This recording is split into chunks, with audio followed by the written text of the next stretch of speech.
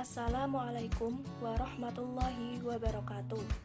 Kami dari kelompok 2, kelas Ekonomi Publik B, akan mempresentasikan hasil diskusi kelompok kami tentang teori barang publik 2, yaitu teori Erik Lindahl, teori Samuelson, dan teori anggaran.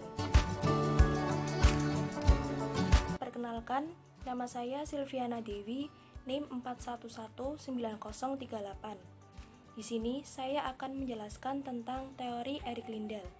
Langsung saja. Erik Lindahl mengemukakan analisis yang mirip dengan teori Bowen. Hanya saja, pembayaran masing-masing konsumen tidak dalam bentuk harga absolut, tetapi berupa persentase dari total biaya penyediaan publik. Teori ini adalah teori yang sangat berguna untuk membahas penyediaan barang publik yang optimum dan secara bersamaan juga membahas mengenai alokasi pembiayaan barang publik antara anggota masyarakat. Sekali lagi, kita anggap bahwa perekonomian hanya ada dua orang konsumen, yaitu individu A dan individu B.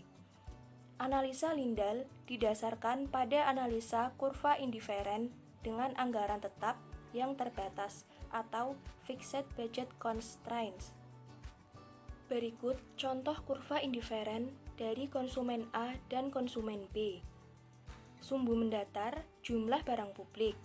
Kurva AA dan kurva BB adalah kurva permintaan individu akan barang publik.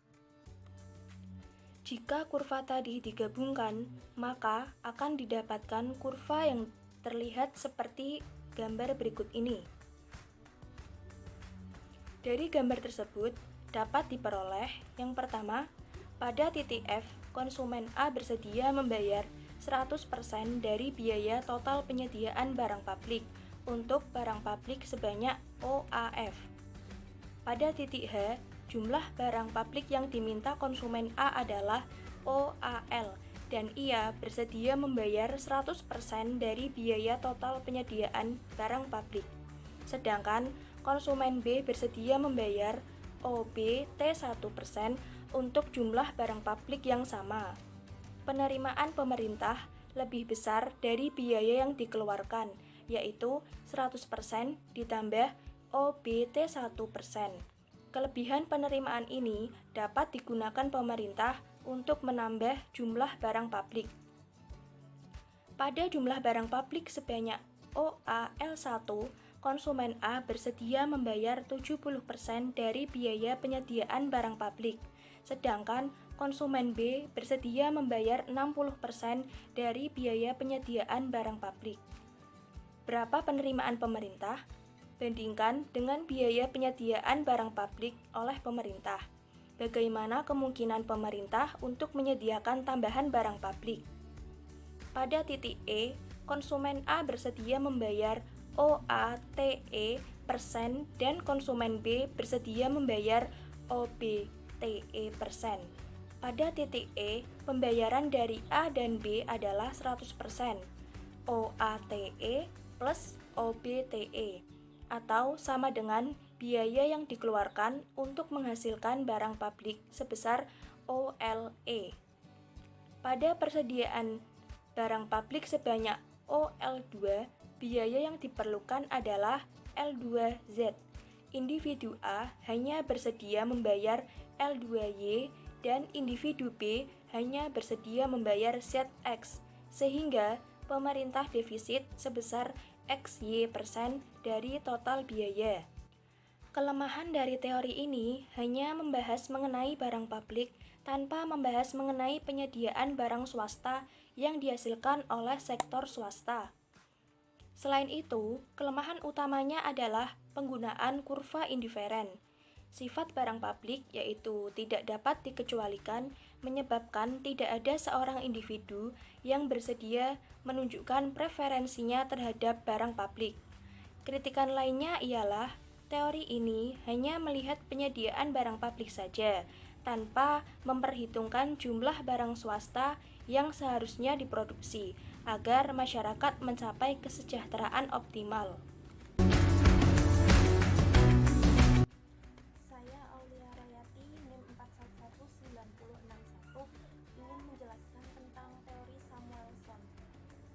Teori Samuelson menyatakan bahwa adanya barang publik yang mempunyai dua karakteristik tidaklah berarti bahwa perekonomian tidak dapat mencapai tingkat kesejahteraan masyarakat yang optimal atau Pareto optimal.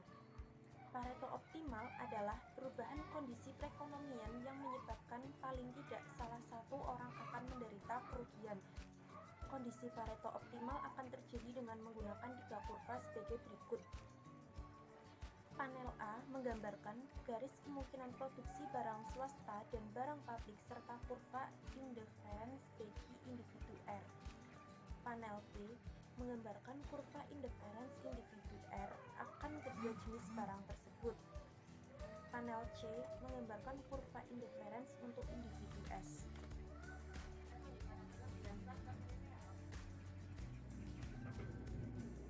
Dalam grafik tersebut, dapat kita asumsikan jika barang publik yang tersedia hanya sebanyak L1, maka barang swasta yang tersedia adalah sebanyak T1. Dari kurva indifferent LR1 dapat diketahui jika R akan mengonsumsi barang swasta sebanyak T1,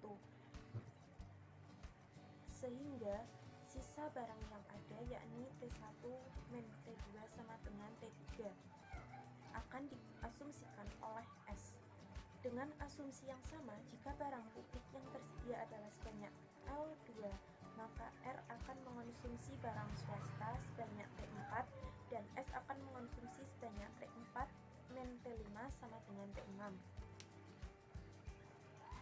Titik pertemuan antara indifferent R dengan kurva barang konsumsi barang swasta S disatukan akan membentuk kurva DGD, di mana kurva ini bersinggungan indifferent S di titik G. Asumsi merubah indifferent R dan S dengan proses yang sama. Terciptalah konsumsi barang swasta yang baru dan terciptalah konsumsi barang swasta S yang baru. Saya Nikenriana Khadijah NIM 4119065 akan menjelaskan mengenai kelemahan dari teori Samuelson. Teori ini memiliki 4 kelemahan. Yang pertama yaitu hasil analisis yang sangat terkait dengan kesejahteraan yang dipilih oleh konsumen ataupun yang dipilih oleh masyarakat dan tingkat kesejahteraan yang dipilih mula-mula. Yang kedua yaitu terletak pada anggapan konsumen yang secara terbuka mengemukakan ketertarikan ataupun kesukaan mereka terhadap barang publik, sehingga dijadikan dasar sebagai pengelolaan biaya untuk pengadaan barang publik tersebut.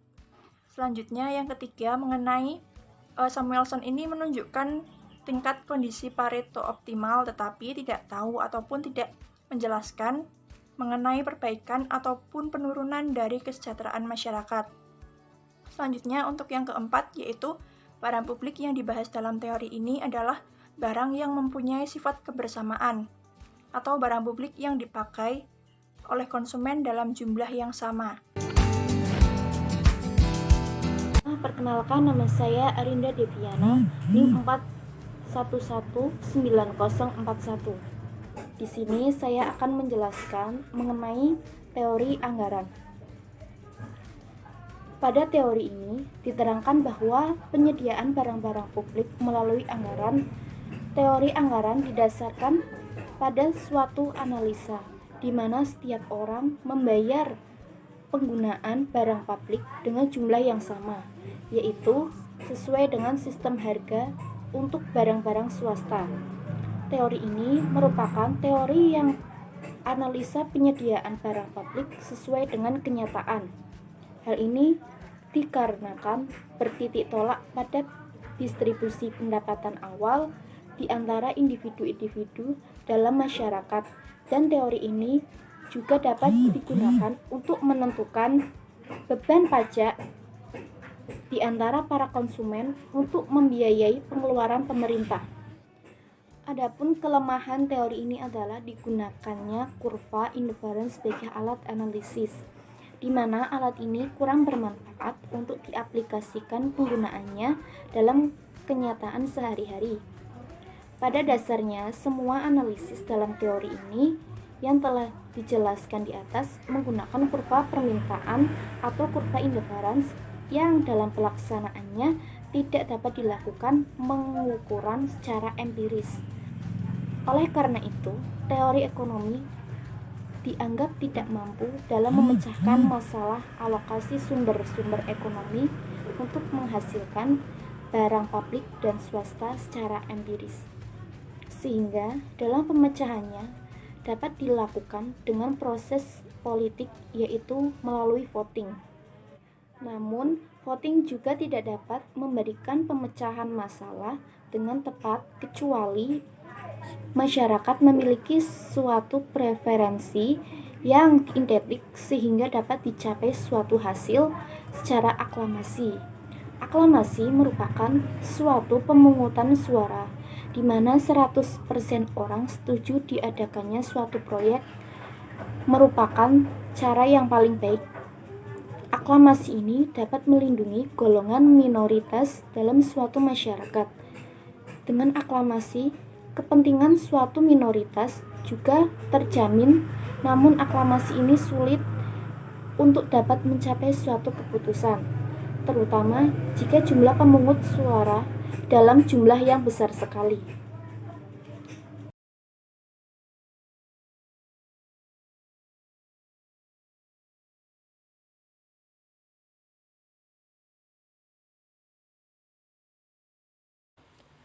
Sekian presentasi dari kelompok kami.